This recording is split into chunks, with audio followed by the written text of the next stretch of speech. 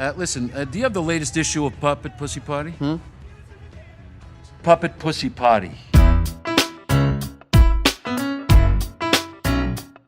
The Happytime Murders was a film made by Brian Henson, son of Jim Henson. If you don't know who Jim Henson is, he's the man who created several films revolving around puppets, introducing us to characters like Kermit the Frog, Miss Piggy, and the Hat from Harry Potter. Now, Brian always wanted to make a rated R movie revolving around the Muppets, so he eventually went to work on the project in 2008. However, because of production difficulties and a lot of pushbacks, it was finally released in 2018. The film received poor reviews, and I can see why. Here I go, here I go, here I go! It's awful. So why was this film so bad? Well, let's first look at the world our story will take place in. The film's setting is in an LA city where puppets and humans live side by side, except the puppets are hated by most humans. It's clear on what they're doing. It's an allegory to portray racism in the country. Ooh, how original. And the film makes it clear that puppets are not taken seriously at all, except if something criminal happens, like murder, or anything else illegal. It's very similar to how the film Who Framed Roger Rabbit's universe works. Toons are silly characters who have very little representation because they are tools for entertainment. Only when something serious happens is when they're looked at in a different light. Except in that movie, Toons are childish and innocent since they live in a different world besides the real one. Meanwhile, the puppets live with the humans. They were never made by anybody or come from anywhere. They were always just there. And still they get harassed and ignored based on their skin texture. Where the hell are those hippie bitch liberals helping out the poor puppets? PML, am I right? Speaking of puppets, let's talk about them. Now, I like practical effects. I think they're better than CGI if done right. I even made my own puppet for a film that was never made yet, but it'll come soon enough. I mean, look, the puppet looks like shit, but it's my first one. What you gonna call me fucking gay? Fuck you. It's my puppet. However, a lot of the reviews say the puppeteering is good. I wish that was true, but it's alright. It's not great, it's missing something, and at first I couldn't put my finger on it, but then I realized these characters have no facial expressions. An actor's performance relies on a lot of elements, one of them being facial expressions, the way that we can tell how a character is feeling. And I know what you're thinking, yeah, no duh, obviously, but here's the catch. Half of the characters in the movie are literally sock puppets with googly eyes. They're so restricted in their facial expressions that the whole performance can be very awkward. If the character kept the same tone with the same facial expression, it would be fine. For example, my favorite puppet is this bird called Vinny. Besides being the best looking puppet in the film, his tone of voice matches his physical character. I wish we could see more of this character, but too bad he dies instantly. A character in between this issue is the main character, Phil Phillips, who looks good most of the time. When he's surprised, his eyebrows move up and it looks good. However, most of the time he keeps this stern face that doesn't match his tone to most situations. For example, in this scene he's confronted by the police of being the accused murderer, and this is the face he makes. What is that supposed to be? Like a derp face? A puppet that just sucks in every way is Phil's brother, who has the same half-bored expression that does not match his tone at all. I guess he's supposed to be douchey, but he looks tired, and in the few scenes he has, they're all terrible. For the rest of the background puppets, having very little features is fine, I don't really care, they're just in the background. But for the main characters, having very little way to convey the emotion looks very cheap and lazy, especially coming from a professional puppeteer. And since we're talking about puppets, let's look at one of Jim Henson's most famous puppet, Kermit the Frog. His simplistic design gives him a wide range of ways to display emotion. He can be happy, sad, or mad without any wires or green screens. Again, it's pathetic that Brian Henson, who's been in the industry for years now, can't advance the art form and at the same time makes a mockery of it. Another thing that bothers me is the bottom half of the puppets. When the puppets move, it's just a couple of guys in a green screen suit moving their legs. And it never looks good. At least in my opinion. Sometimes it looks like there's nothing there but empty sleeves, and other times it looks like GTA 5. But now, let's talk about the story.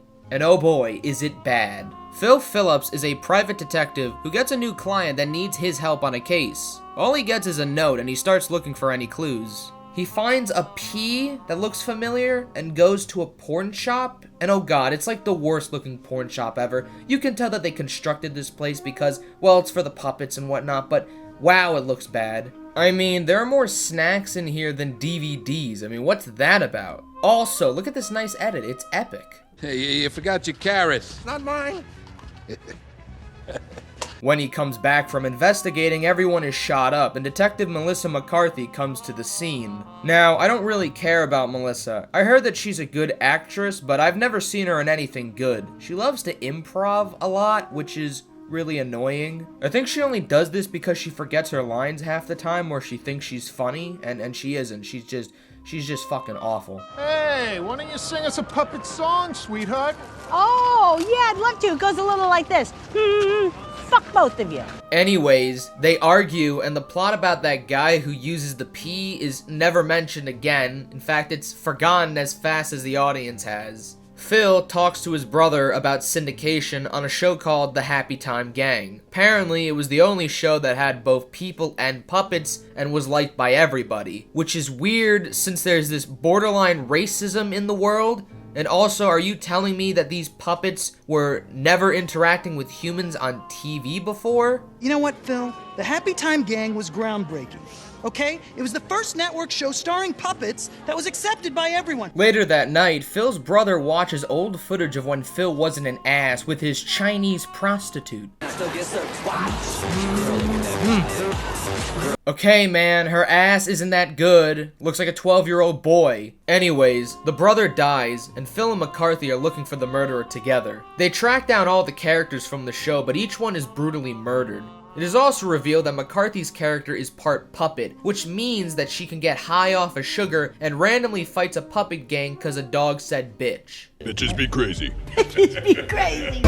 Soon enough, the FBI comes into the story accusing Phil of being the murderer, not because of any physical evidence, but because he was there at all the crimes. That's like saying the main weapon was carbon dioxide because it was there when everyone died. Eventually, it's revealed that the client from earlier is a bitch-ass murderer. It's also revealed that she is the daughter of some guy Phil accidentally killed when he was a police officer, and that's why puppets can't be police officers, and she's trying to get revenge, but I don't care. I just don't care anymore. Anyways, Phil learns how to cap that bitch, and now she's dead. And then at the end of the film, he goes back on the police force.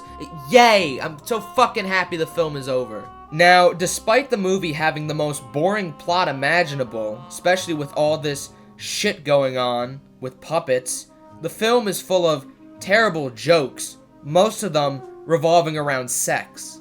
Listen, do you have the latest issue of Puppet Pussy Potty? Puppet Pussy Potty. Puppet Pussy Potty.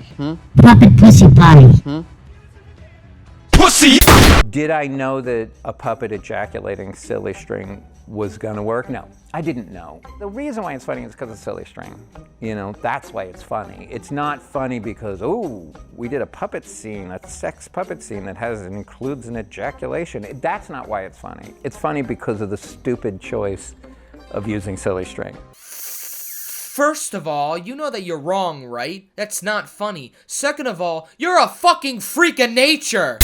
Saying penis and talking about how puffy a woman's vagina can be is not funny. I'm not grossed out by these jokes, but they're crude and humorless. Meanwhile, my friends will post anime pussy, and they're not even brave enough to show me real coochie on the Discord server. 90% of the jokes in this movie are sex related, and they're never funny. Like, I get it. Puppets can't have sex. Are you done? Can you shut the fuck up now? For 50 cents, Goofer will give you a felty. A felty? No. I'll give you what I call the Continental Hot Sock. I don't want anything hot from you. Again, in Who Framed Roger Rabbit, the film had a lot of adult jokes, including sex jokes. Hey, Comfort, son, you're not the first man whose wife played patty cake on him. Except in that movie, they had subtlety because it was a kid's film. And since this film is rated R, they can do whatever the fuck they want. So remember when I said the client is the daughter of some dead guy? We find this out by her showing her pubic hair, which is purple. Oh my fucking god. Overall, this film is a missed opportunity in plot, puppetry, and comedy. They could have done so much with it, but instead they did a generic cop story. So that is why I have no choice but to give this movie the score of My Pillow. I am very disappointed. Good night, everybody!